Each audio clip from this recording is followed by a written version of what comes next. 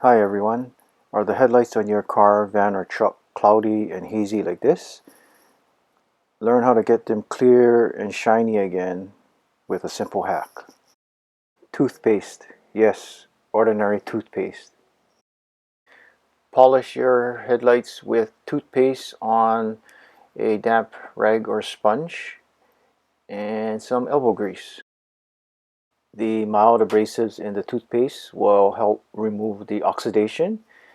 The oxidation is caused by the sun's UV rays.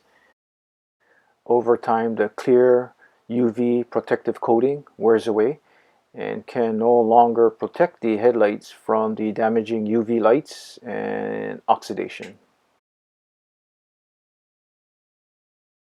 I have used several headlight restoration kits in the past, and while they did clean the headlights, the protectant did not protect the headlights for very long.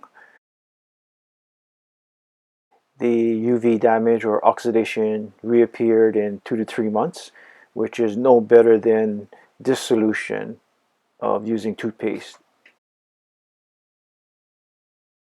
I plan to continue cleaning my headlights every 2 to 3 months with this simple toothpaste hack until it's time to get a new vehicle.